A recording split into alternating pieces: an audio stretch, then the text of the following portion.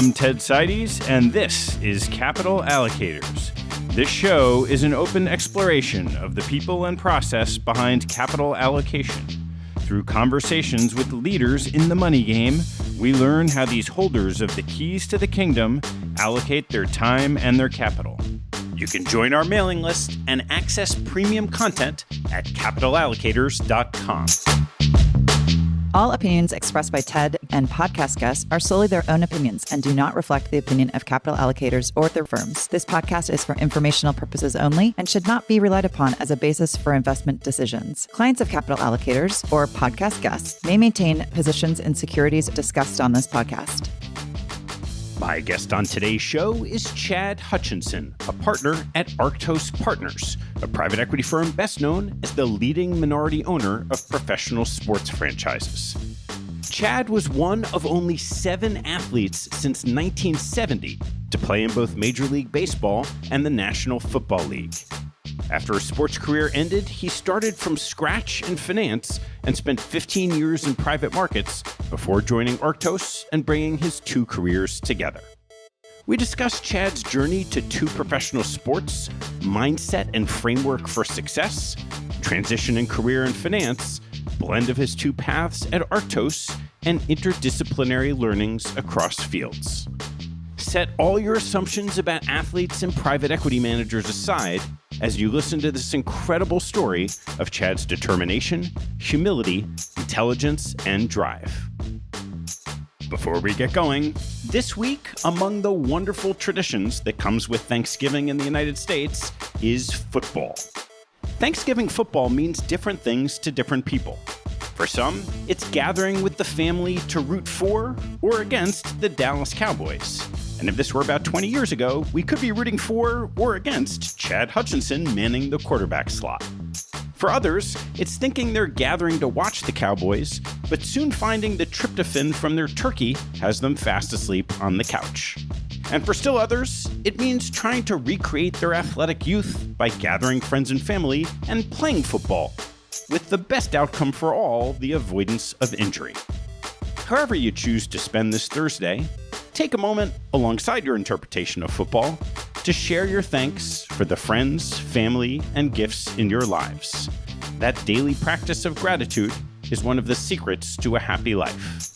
As for me, I want to offer my thanks to you for engaging in all aspects of Capital Allocators that allows me to continue this incredibly fun journey. And of course, offer my thanks to you at this time each week for spreading the word about Capital Allocators. Please enjoy my conversation with Chad Hutchinson. Chad, great to see you. Great to see you. Bring me back to your childhood and how you go through the path to where you ended up. Wow, what a convoluted path it's been. So, grew up in San Diego. There's 5 of us kids in the Hutchinson family. Originally born in Boulder, Colorado, and my mom moved to San Diego when I was probably 4 or 5 and took 3 kids. And first time she left my dad. So a tough, challenging time. And then my dad came back into my life for a period of time. But by and large, my mom raised 5 kids by herself. And she was very faithful woman that just worked her tail off to provide. And so growing up, she's working a couple jobs. It was take care of yourself, kids. Here's the expectation I have for you academically. And that was the big piece that she pressed on is academics first. But I think all of us kids also looked at sports as a little bit of a way out for us. We had to learn how to survive. So I have a brother who I'm very close with that him and I just, whether it's find enough money to eat and how to get places, but we just learned how to survive as kids. What number were you in birth order? Second oldest. So older sister, myself, brother, and then 2 younger sisters. So your sports life has to start back then. How did that take shape through high school and into college? When I was 5 years old, I remember reading about Mickey Mantle and these baseball players. And I had this vision when I wanted to be a professional baseball player. That's when that started. And I have no idea why. It was just something I was like, this is cool. This is what I want to go do. We played organized sports, but we were not in club sports. We were in go survive sports. If it wasn't easy to get to, we didn't do it. And so my brother and I spent all day we used to wrap up socks with tape and play tape ball. And for me, sports was very much just this go have fun and just play pickup. I was a late bloomer.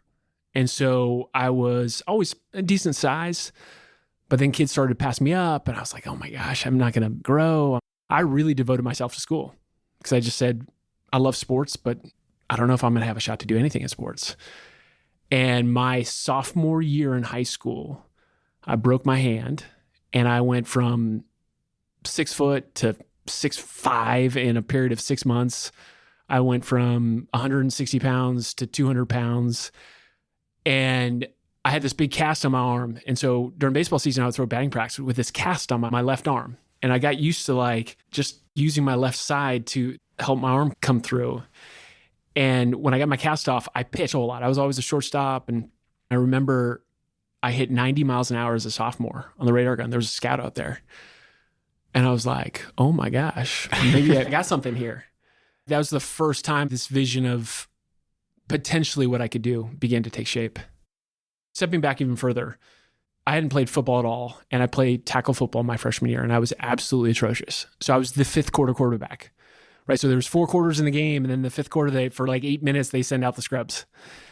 I couldn't even take a snap. That was football to me. But the minute I put a helmet on, shoulder pads on, I all of a sudden was like, I love this game. I get to go hit somebody and take out this rage. This is an amazing game. But I was so bad that I was like, I don't know if I'm going to continue playing. That summer, there was a guy named Ed Burke.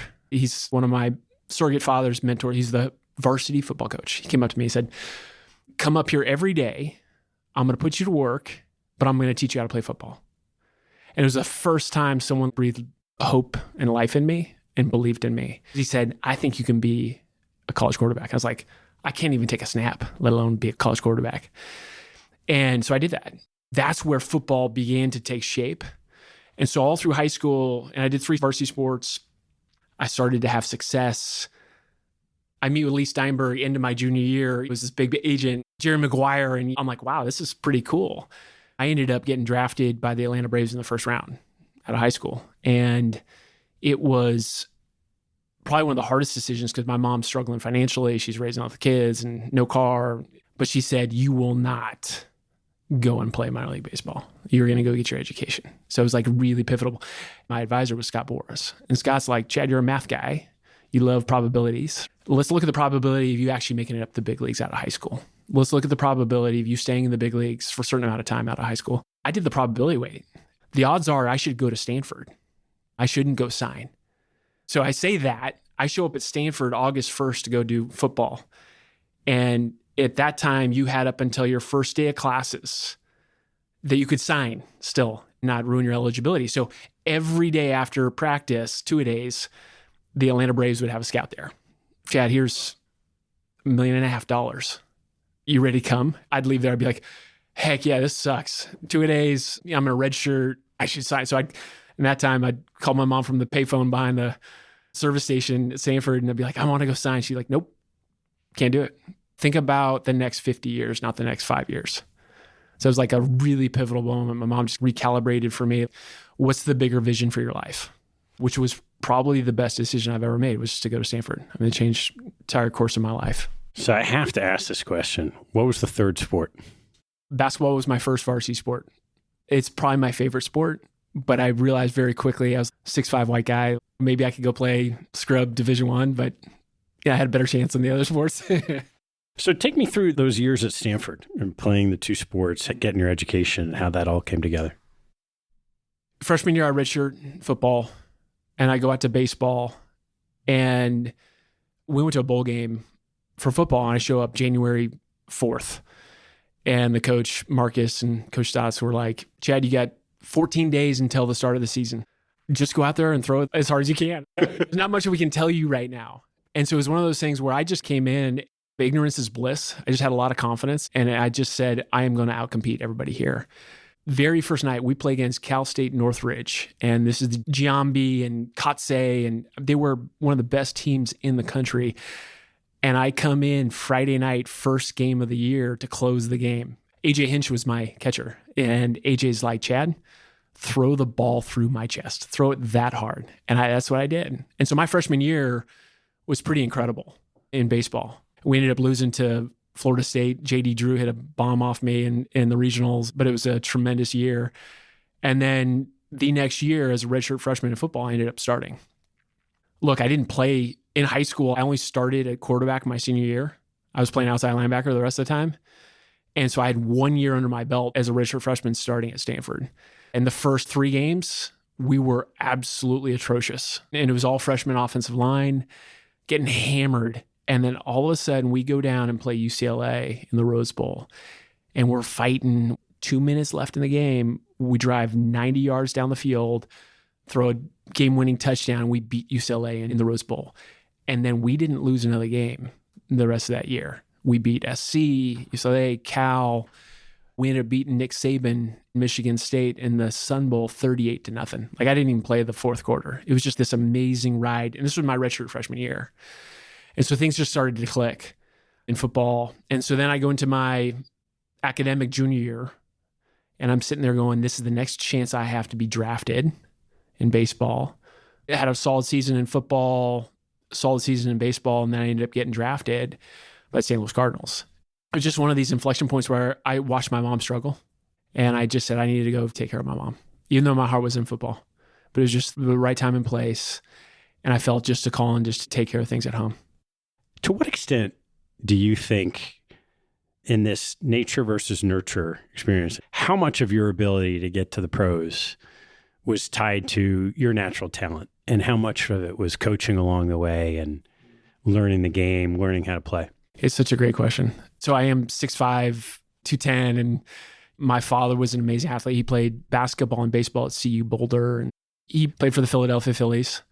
So he was a really good athlete. And so there is a big piece of that is just, I was born this way. But I also feel like from the earliest that I can remember, this drive to go succeed, every minute of the day I would go work on sports. I would just work. There was part of me that was like, I will outwork everybody here. And so I think it was a unique blend. And there was a lot of naysayers. Everybody said in high school, you can't play 3 varsity sports. You can't play 2 sports in college. And then in pros, you can't play 2 sports in the pros. You can't do it. And so I always felt there's this huge chip on my shoulder that I will prove people wrong.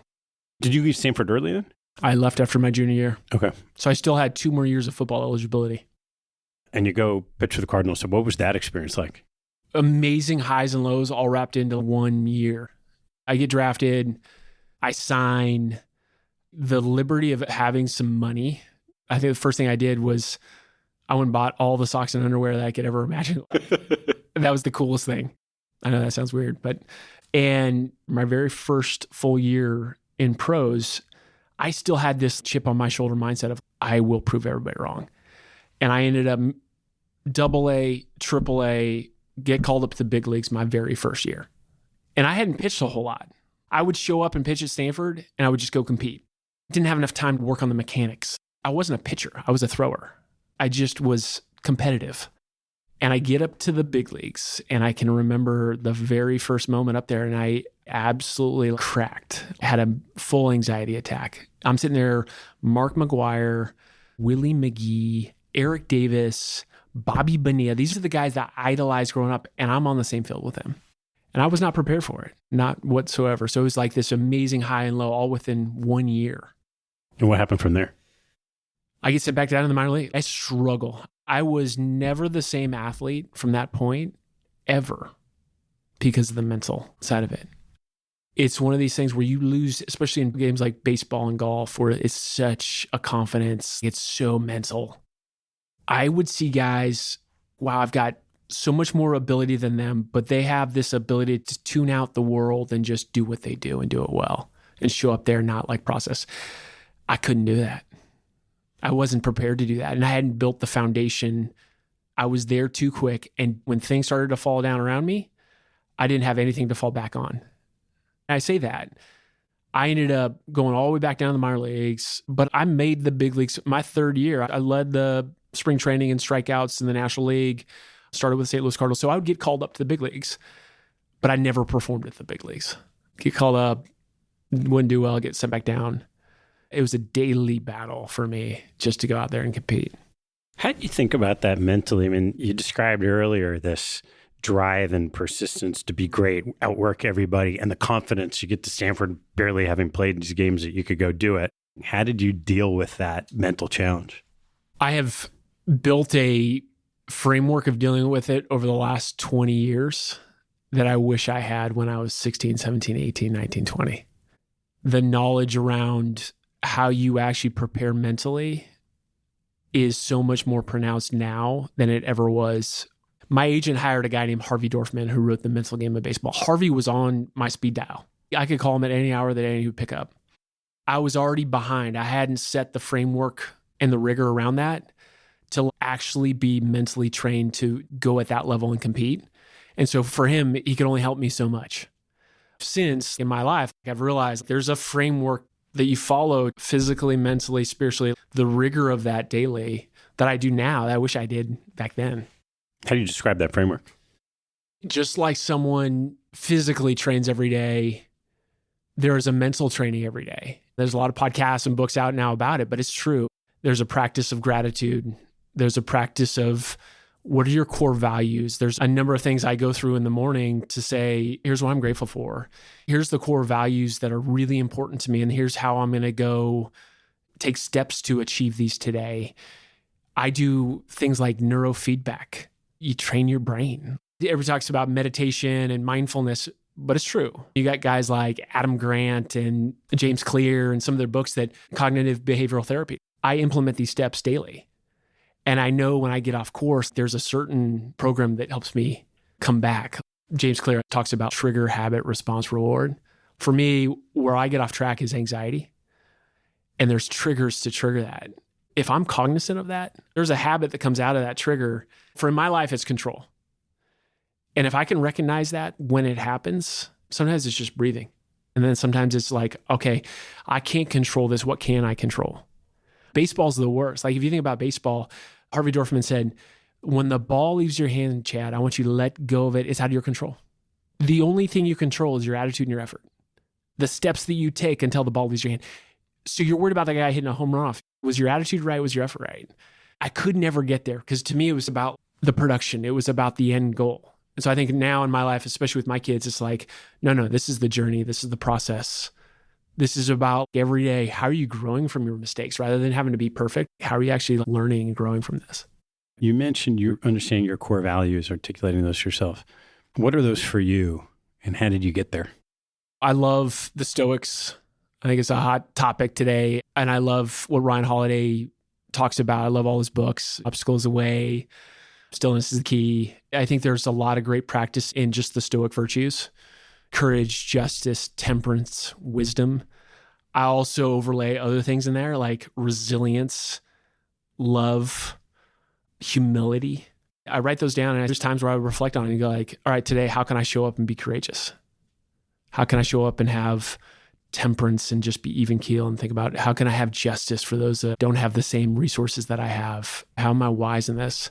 I love those principles. I have a strong faith as well. This idea of loving your neighbor. Sometimes when I'm not at my fullest, happiest self, I start to realize I'm thinking about myself way too much. And the idea of, all right, maybe I need to just go serve others right now. And how do I actually build up others? And the minute I do that, you're like, wow, what a gift I've been given because I'm like paying it forward. And that's the problem with sports. The whole world revolved around me when I was in sports. And the minute I actually pulled up and was like, no, it's not about me. It's about others. And I've had great mentors that have helped guide me through that and shepherd me.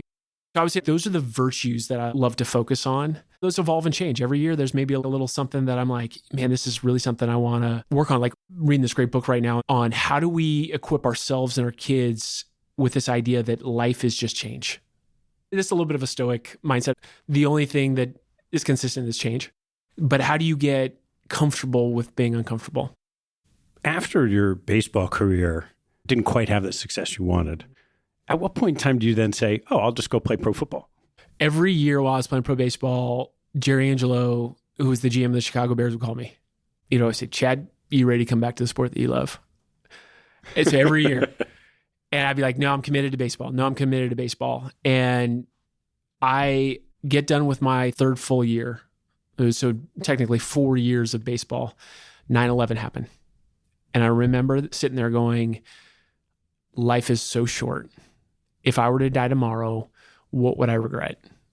And one of my regrets was football. I wanted to play football. I actually couldn't walk into the stadium when I left Stanford. I couldn't walk in and actually go to a game because it just hurt my soul so bad because I just loved it that much.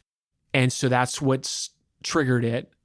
I reached out to Scott Boras, who's my agent. I said, I want to go to football. And he said, you're crazy.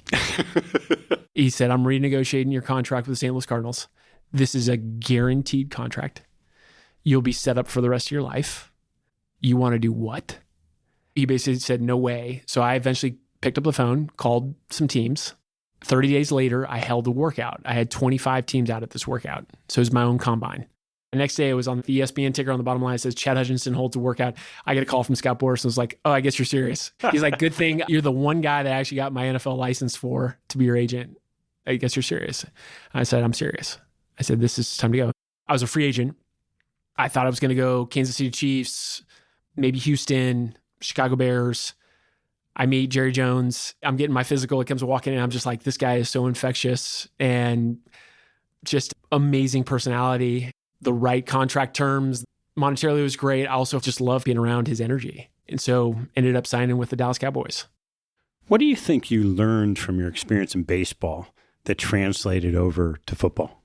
I learned just to take the next step forward. Football was very different. It wasn't so mental. It was very reactionary. But I just learned, okay, I got to go every day and just take the next step forward. And what is that next step? Sometimes that is just, I need to go into the weight room and do these lifts. Instead of boiling the ocean in one day and say, oh, I got to be a starting quarterback and do all this, just take the next step. I think that was the biggest thing I brought to football. And so when I showed up at the Dallas Cowboys, I said, and this is a little bit of my personality, is I'm going to start this first year. It's been 4 years since I played football. And I said, I will start this first year. I just was that focused on it. And it was probably the worst thing that ever happened to me was I ended up starting most of my first year in the NFL, which I should have just held the clipboard for 3 years. And when we talk about build a foundation before you're ready to go, once again, I hadn't learned enough from baseball to be like, no, let me just set the foundation. Let me just learn. I was in the weight room. I didn't leave. I would sleep there. I just said, I will be the starting quarterback. And so that was the drive that sometimes I would say works against me a little bit. One of the things we've talked about is those positions. You think about baseball pitcher, football quarterback, you think about the team leader, the extroverted guy, and that's not actually who you are. So we'd love to hear your thoughts on how you brought effectively an introverted personality to those roles. Well, here's the crazy part. I had a good buddy who came to me maybe 7 or 8 years ago and was like, Chad, you are the biggest introvert I know. And I had never thought of myself as an introvert, ever. And now that I've actually read The Power of Introverts, it's a great book. I gave it to my wife. She's like, wow, I actually now understand how you're thinking about things. When I've actually sat back and looked at how introverted I was, it was really hard for me to be in a position as a quarterback because I'm not a rah-rah. That feels very uncomfortable to me. I wish I had known that because then I could have channeled what was authentic to me. I was not being authentic to myself in all of these positions. And I think there's a way to do things that's authentic to who you are, that once you have that awareness of who you are, you can manage those things appropriately.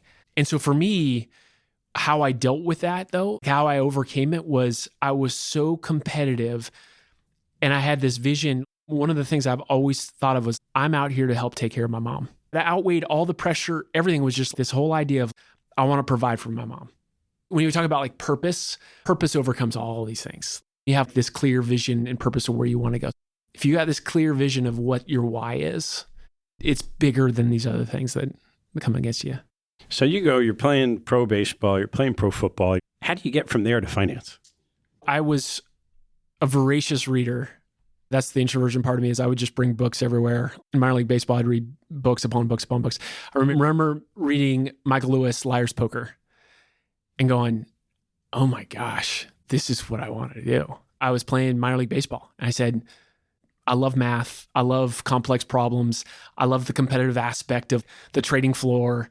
And so I always would read books. I'd educate myself. When I was in Chicago playing for the Bears, my neighbor worked on the Mercantile Exchange. So I'd go down there with him. And then he started high frequency trading, spread trading, orange juice futures. And so I'd sit there with him. I began to just read everything. I took classes. I was like, I'm going to be a hedge fund manager. And I didn't really know what that was. I always had this feeling that this was something in my soul that was percolating that I wanted to go do. Dallas Cowboys 2 years, Chicago Bears 2 years. I was sitting on the sidelines. I got a couple calls. I just felt this calling. I'm 28. I know if I'm 32 going to be an analyst, that's too late. I feel like 28 is probably too late, but maybe I have a chance of getting an analyst job for one of these big private equity firms. And so when I left sports, I just interviewed my butt off, networked, and I ended up getting an analyst job. I was NFL quarterback 1 year, and then I was crunching spreadsheets, 100-hour work weeks, making coffee the next year, making no money. It was quite a transition, which I'm just thankful that when my wife met me, it was fun. I was Dallas Cowboy quarterback, and things were fun. And then all of a sudden, making no money, she never sees me. I was like, is this what you signed up for? So I'm grateful she stuck with me this long. What have you found have been the real benefits of having been a professional athlete? Do you want the honesty? The benefit is you get access to people and things that you may not have gotten given what you've done.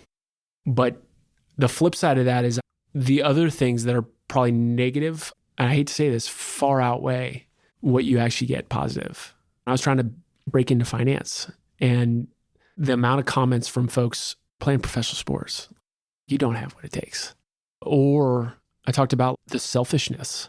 That's not a good quality when things revolve around you all the time. In professional sports, that's what it does. You're a rock star. When I think about my kids, I want them to be well-rounded, serve others. That's happiness. That's community. It breeds that rock star mentality. Or you have a very finite shelf life. And once that ends, what are you going to do with the next 40 years of your life? A lot of my friends struggle, and they're struggling right now. How do you recreate yourself? There's a lot of things where you hope that they make enough money that they can just press the easy button. But even that, is that winning? Like, I think some of the greatest tragedies I've seen in Silicon Valley is folks that peak when they're 35. So if you can just have this, I always call it the long obedience in the same direction. Peak when you're 80. That's where I envision myself, is peaking when I'm 80, not when I'm 40 or 45. Because I've seen a lot of folks, it's just a slow journey down, and it's sad. So what was that path in finance? I started as an analyst for a fund of funds. And one of the senior guys there was an old workout banker back in the oil bust in Oklahoma. And this was 2006, 2007. And I'm learning from him, staying late nights. He was super generous with his time. And it was late 2007. And he says, Chad, I've seen this once before in the 80s with this debt crisis. I was just a workout banker, so I didn't make real money. And I promised myself the next time I saw it coming, I was going to leave and go buy distressed assets and raise money around it. And he said, do you want to be my analyst? I have no idea what you're talking about, distressed assets. No idea what this is, but absolutely. And we left. We raised friends and family money. We started buying distressed assets, which was distressed debt out of these local banks. We ended up building a really nice business. We built a great team of young guys. We'd go fly down to Atlanta, Georgia. And when these banks were being taken over, we'd be right on the footsteps, falling in behind them, going in and underwriting these loans, traveling around all these places. So we ended up buying 5,000 loans within a 4-year time period and built a real nice business just underwriting distressed debt. I underwrote it.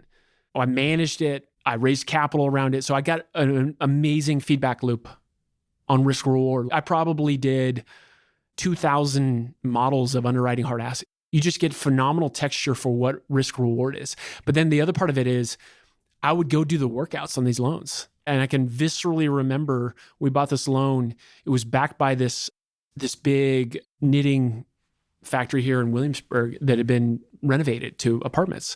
And the guy that owned it had done it all without code. And he had this big loan that we had. And he came to me and he was like, I'll pay you off, but you got to say this.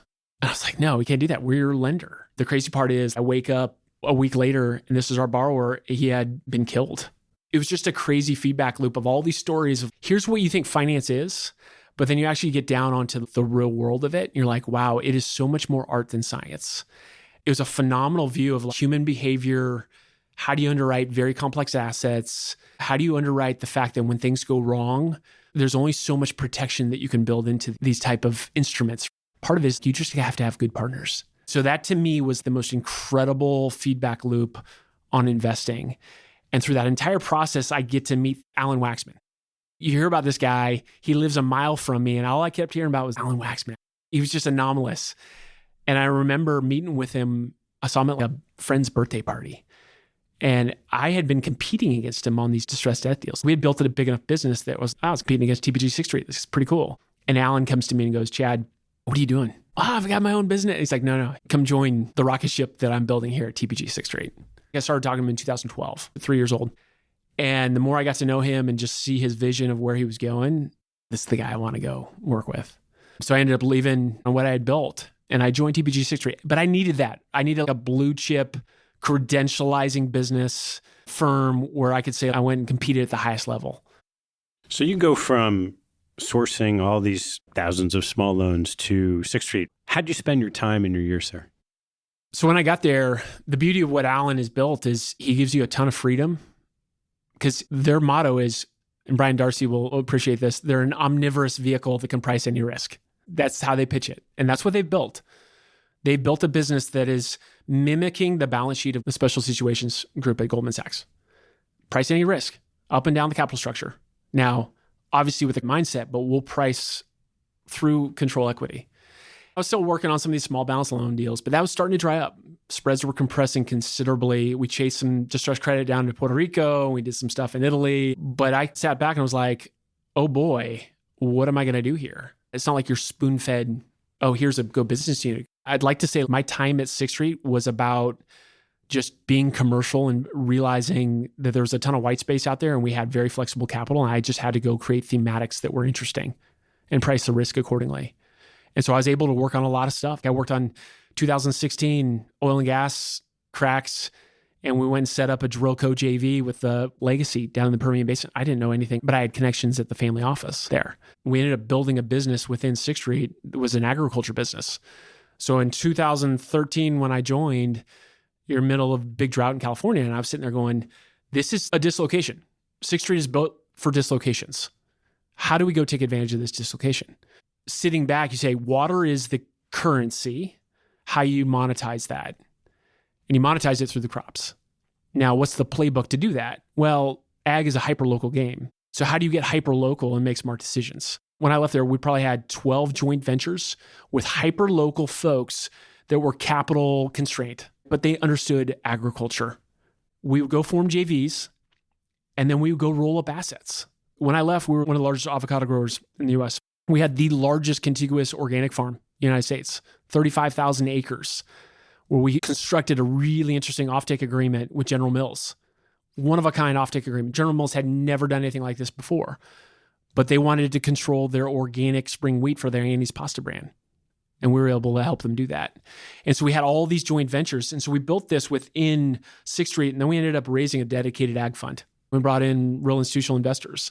A bulk of my time was spent there, but then I would also just be commercial when things would arise. Middle of COVID, week 1 into COVID, Airbnb, one of the board members there calls me and was like, hey, would you guys be interested in doing a Spotify type deal? We had this interesting convertible facility with Spotify. Absolutely.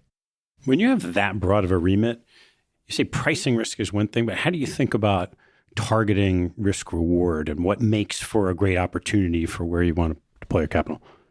I'll start with Alan Waxman. When you think about it, what Alan's superpower is, there's a lot, but here's 2 that really stand out for me. Number 1 is vision of where he wants to go is just incredible. He's just got a vision for things and he makes it happen. Second is he taught me the value of understanding the why in every circumstance. There has to be a why for capital to come in. There has to be a real catalyst for private equity capital to come into a deal, especially in a firm like 6th Street. We attack dislocations. So we'll come into a dislocation. That dislocation may be for 3 months. It may be for 2 years. But we will attack the dislocation until the dislocation dries up. And then we move to the next dislocation. And so for Alan, I used to hear him sit in a meeting. He may have known nothing about this type of healthcare royalty. But within 10 minutes, he navigates to the why of the situation, why we're relevant, why there's a need for our capital. And then he can also suss out with that counterparty, is this person telling me the truth? It showed me the power of, he would almost disarm through his humility. He would sit there in a meeting and be like, I know nothing about this. Tell me about it. And through his questioning, within 10 minutes, someone had either dug their grave or made the case for it being an attractive investment. I just learned a ton just sitting there and watch him navigate that. When you can catalyze that idea of why this capital is relevant, why do they need you? Are they just looking for dumb money? We're done here. We're out. But hey, they have a death, divorce. There's a number of different situations there. That's when you identify that.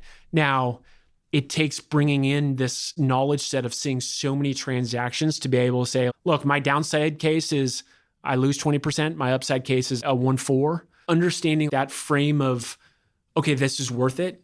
That's just by seeing thousands of deals. And at Sixth Street, we underwrote the entire market. That's the cool part about that business.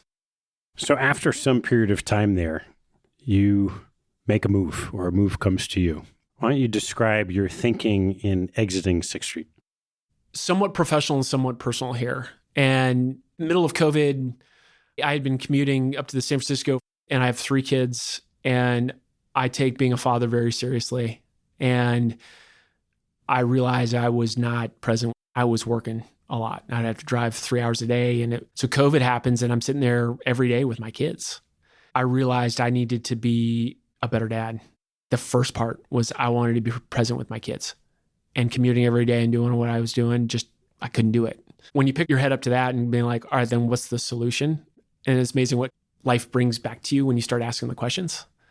And so in the middle of that, saying, all right, well, maybe I need to start looking at something else. What is the next adventure? What's the next growth time period for me? There was a number of things came up.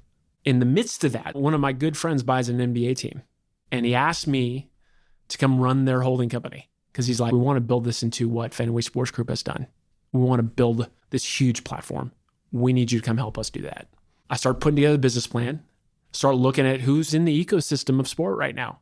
And this was right as institutional capital was being allowed into the major sports leagues. Well, I'm introduced to Ian Charles and Doc O'Connor.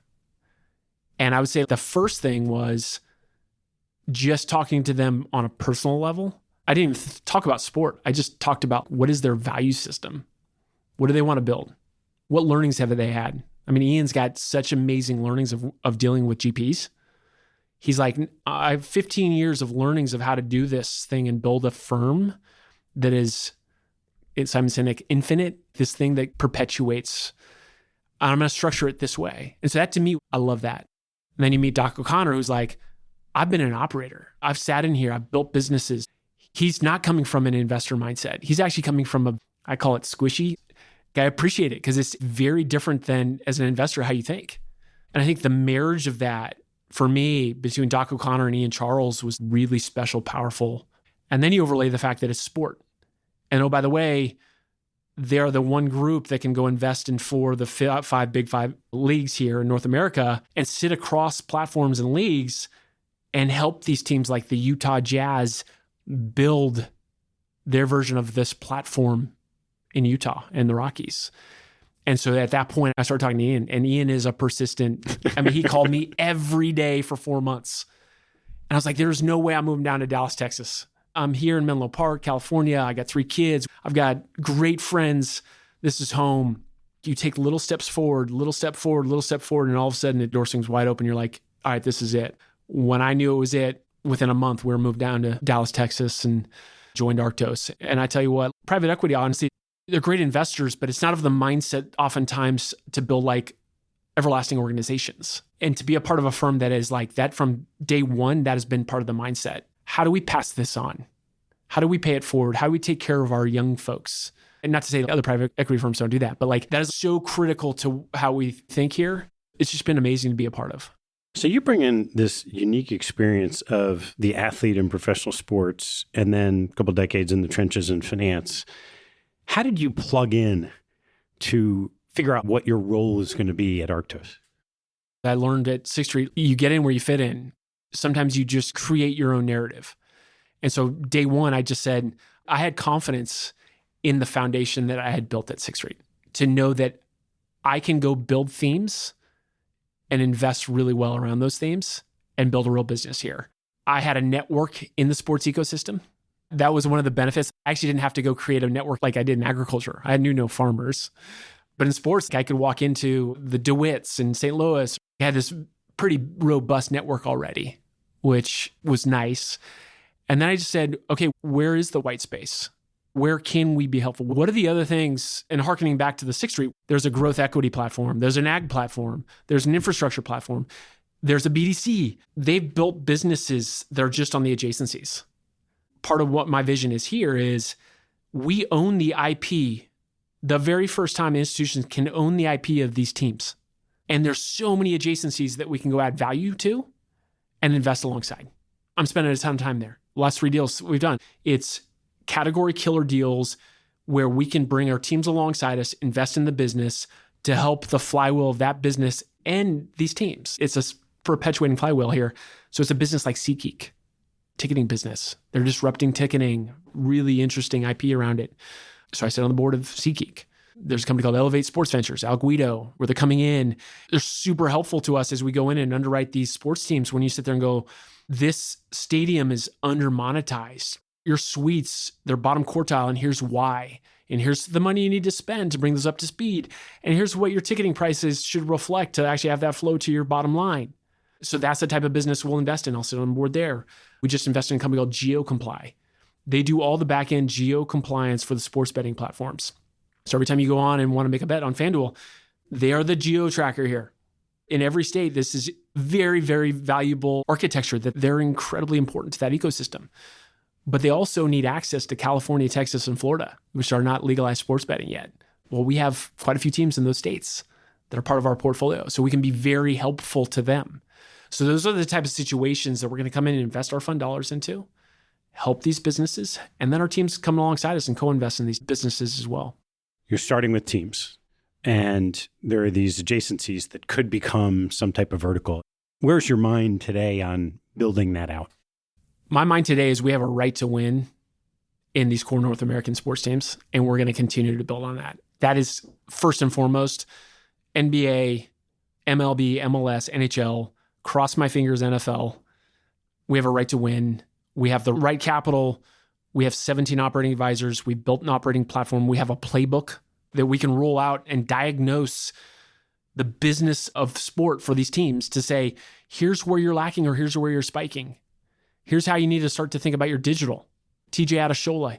We have Theo Epstein, who's one of our operating partners. We've built the infrastructure to help these teams grow and build their businesses. So that's our right to win. I spend 80% of my time there. As a firm, that's where we spend 80% of our time. The other bucket, I do think that there's a growth equity business that we can roll off on the side of this. But, that's going to take some time here. If we do 3 to 4 really solid category killer deals a year in this innovation sector, you wake up in 3 or 4 years and you got a real portfolio there. Most of my time is realizing where you have that right to win and attacking it. I'd love to hear some about the crossover of your experiences. We touched on baseball and football, but in sports and this diversified investing, and now this diversified investing into sports investing. What lessons have you learned along the way where you've seen it's some degree of interdisciplinary learning across these different fields? 100%. There's so much. And I tell young folks now, you got to build your foundation. But once you build the foundation, you can then begin to implement some of these other learnings from your past lives to actually help you on the investing side. Understanding human behavior that you learn in sport when there's pressure, when it comes down to crunch time, how are people going to behave when you're financially not doing very well? How are you going to view partnership? How are you going to view alignment? How are you going to view risk? How are you going to view probability of these things occurring? So I think there's so many different learnings that you can play, because the easy part now and the challenge for, I think, young folks as they come up in finance is they learn all the rote skills. Everybody knows how to model. You learn all these rote skills, but now it's the texture, it's the art, it's the subjective, it's all the squishy stuff around the edges that is actually what makes great investors. I do think that when you bring in team sports and you bring in rigor and discipline of sport, that's the other piece, is like, I know that my wife gets on me, I will cycle every day. That's just part of what I do. That's a non-negotiable. And I think that in investing, there's a certain rigor and discipline. You got to show up every day and stick to the game plan. Because the minute you drift and have strategy drift and have discipline drift, that's when you get hurt. It's a mixture of those things where you can bring in the EQ from these past lives and you also bring in the discipline of like this sports background. So as you look out over the next couple of years, what do you have in store? I am so fired up at what we're building here on the sports side. I'm confident we'll have another 20 teams in that portfolio. But the thing that I'm most proud of and most excited about is just I am seeing the tangible efforts of the value that we're creating for our teams. That's just business. When you think about sports, sports is hope, sports is community, sports is all these other things that are meaningful to me. That's what sport is. So I can sit in my seat and go, if I can help this be an everlasting, infinite enterprise that is really a thriving business, ultimately that impacts everybody in that community. It impacts all those people that are wanting to be professional athletes.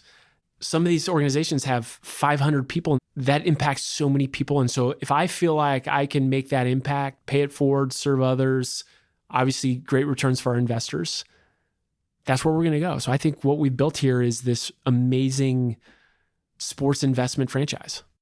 I'd love to turn to a little section called Lessons from Others and hear what are some of the things that you've learned from others, whether it be coaches, fellow athletes, investors along the way, 2 or 3 people that you learned something about investing from? I'm going to highlight 3 people, and they're from 3 different parts of my life. The first one is the coach I mentioned, Ed Burke, who is one of the most influential people in my life. I would not be here today if it weren't for Ed. Ed shepherded me, and one of the things he always used to say, and it's actually a really cool speech that's on YouTube too. It's called Last Play. When I'm down, I go listen to his speech. It's in the locker room, Torrey Pines High School. And he would always tell me, he's like, Chad, if this is your last play, how do you want to be remembered? That's the crux of what he would always say. If this is your last day, your last play, how are you going to go out? I tell myself that daily. This little memento mori. If you're going to die tomorrow, how are you going to be remembered? Being cognizant of your own morality is a very important lesson that I've learned. And as I age here, it gets more and more important. So that's number 1. Number 2, there's a guy named Curtis Feeney, one of my best friends to this day. Very, very successful investor. He ran all of Stanford management companies, alternative assets, ran a successful venture fund for 20 years, sits on a bunch of boards now. He teaches me so much weekly. I remember I was in the midst of grinding it out at that company, buying distressed assets, and things weren't going very well. We were having trouble raising money. He said, Chad, the problem with you is you've always had options. When baseball wasn't going well, you had football. When football wasn't going well, you had baseball. When both sports weren't going well, I'll go get a job. And he said, Chad, sometimes you just got to sit in the shit. To this day, I tell myself that when things aren't going well, to realize sometimes you just got to sit in it. People don't want to hear that. They want an exit. They want an escape clause. They want a quick fix.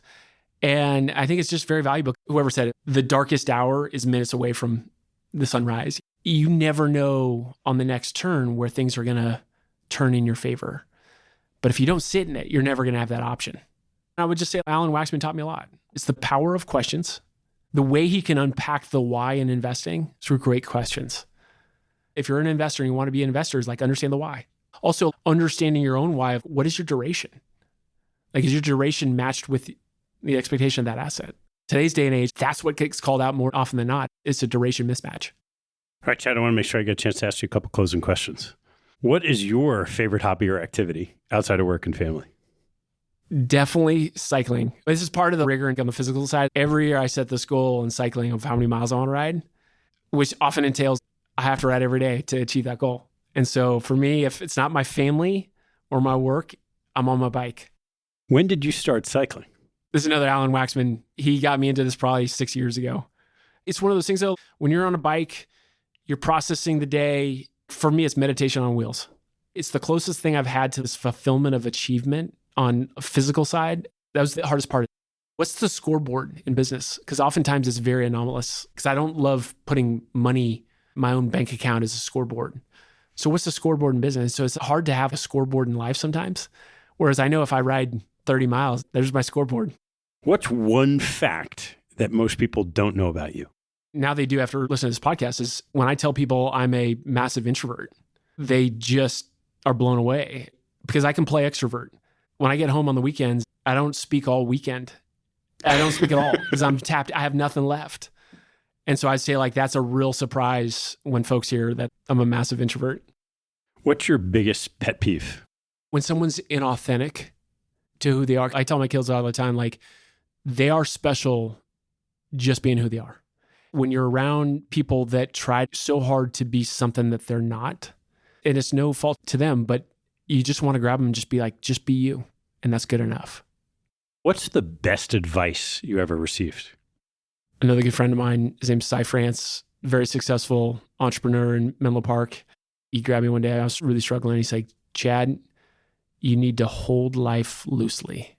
I realized that oftentimes I strangle life just trying to control everything. This feeling of God grant me the serenity to accept the things I cannot change, the courage to change the things I can, the wisdom to know the difference.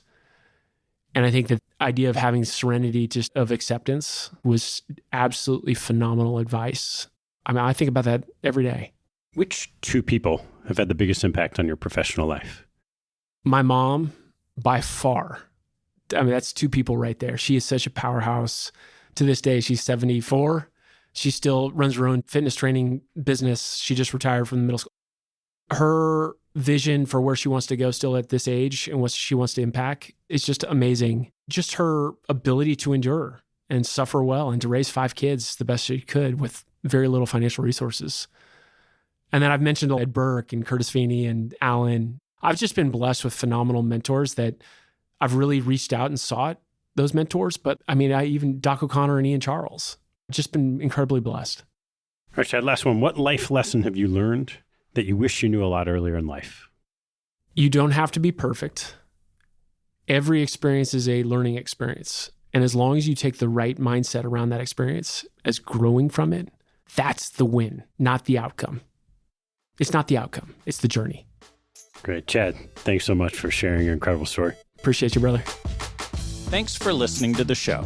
To learn more, hop on our website at capitalallocators.com, where you can join our mailing list, access past shows, learn about our gatherings, and sign up for premium content, including podcast transcripts, my investment portfolio, and a lot more. Have a good one, and see you next time.